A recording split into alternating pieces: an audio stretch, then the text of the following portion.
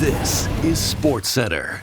Hey, I'm Marissa Roeder from a special location. It's a top secret, though. I'll have to fill you in on it later. And NHL hockey is officially back in our lives, as we now have a ton of preseason games to look over. So today we're going to give you our biggest takeaways and overreactions from the opening games. And we're starting with who else but the Toronto Maple Leafs.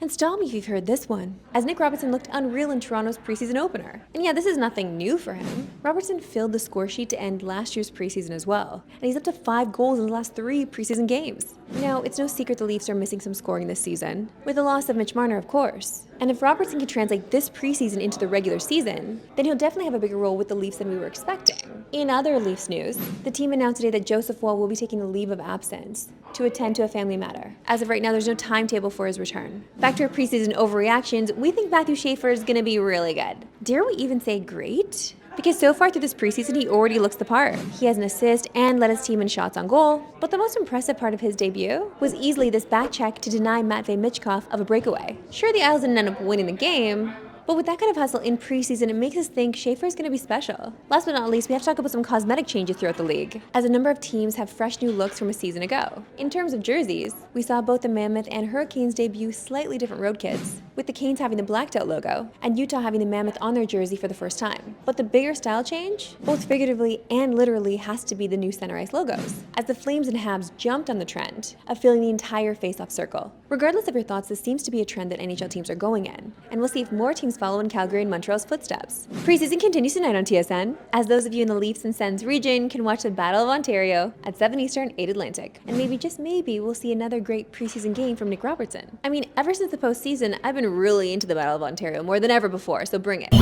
To baseball, and we are officially into the final week of the MLB season, as the Red Sox and Jays start a 3-game set tonight at the Dome. And these final 6 games are crucial, as the Jays lead the AL East is down to just 2. And bad news, Jays fans, because these are 2 tough series with Boston and Tampa. You might look at Tampa's record and think no, but these 2 did just split a 4-game set. And it's much easier for the Yankees, as they get the worst team in the American League in the White Sox, followed by 3 more against the last place Orioles. What the heck? But this is the way it always goes, I think, for Toronto sports fans in general. Like, they need to sweat it out to the last possible moment. So really, we should be used to this by now. One good thing for Toronto, though, is that the arms are lined up nicely for the next 3, as they go Gausman tonight, Scherzer tomorrow, and Shane Bieber Thursday. And these are crucial starts for all 3 of these guys, as the Jays try to establish their rotation for the playoffs. Now, looking at the division odds on FanDuel, the Jays are still pretty big favorites, with the Yankees at just under 5-1. Honestly, with the lead only at 2 games, I'm shocked you can get the Yankees at that number right now.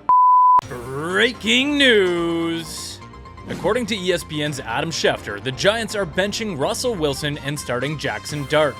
Wilson struggled in Sunday's loss to the Chiefs, throwing for a season-low 160 yards and 2 picks.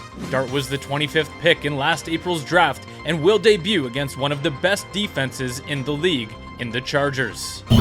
Time now for my favorite segment and yours, so we love sports today. Why we love sports today. So Myles Garrett is a menace, and hands down one of our favorite edge rushers in the NFL. And this video from Sunday perfectly describes the fear he strikes in quarterbacks.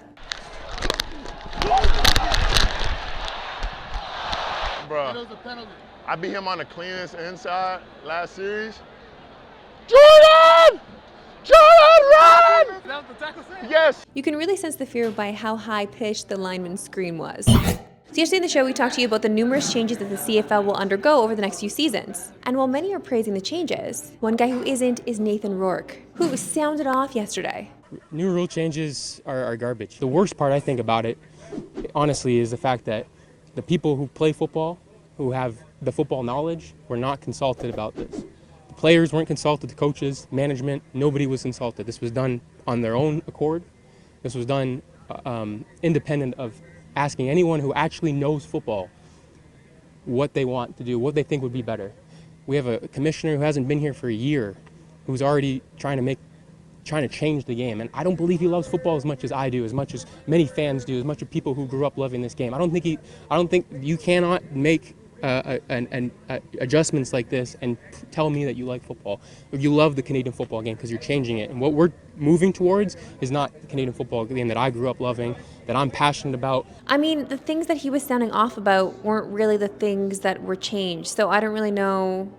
I mean, listen, he's entitled to his opinion. But let's bring in our CFL guy, Luca Celebre. Luca, what are your thoughts when hearing Rourke talk about the new changes? I understand why Rourke is frustrated. I'm sure a lot of Canadians are. I'm sure a lot of players are, that they weren't consulted on these rule changes and things of that nature. But I really don't agree with him saying the rule changes are garbage. It's a very harsh way to kind of summarize the changes.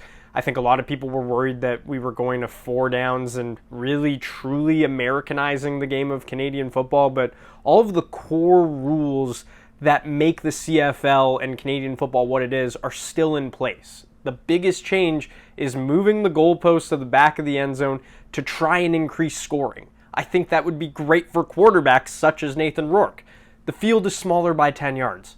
That's okay. I don't think it takes away anything from the game because the width of the field is staying the same. So I would want Rourke to just maybe give it a chance. I think it's a very emotional reaction, to which I understand because he's a Canadian player. He's grown up loving the CFL, and I think a lot of fans feel that way and are having this emotional reaction. But let's just see these changes implemented first before we really take such a harsh stance on them. Okay, Luca, what about you? How do you feel about the changes, and what are you most excited about? I think the rule change I'm most excited for is the goalpost moving to the back of the end zone. And the main reason is it opens up the end zone for the entirety of it to be used by offenses and to be covered by defenses now. So not only do I think coaches, offensive coordinators, quarterbacks, defensive players have to elevate their game now that literally the whole end zone is finally in play, but I think you're going to see a lot of creativity and a lot of scoring in that specific section of the field, because you may not even realize it now, but when you're watching a CFL game,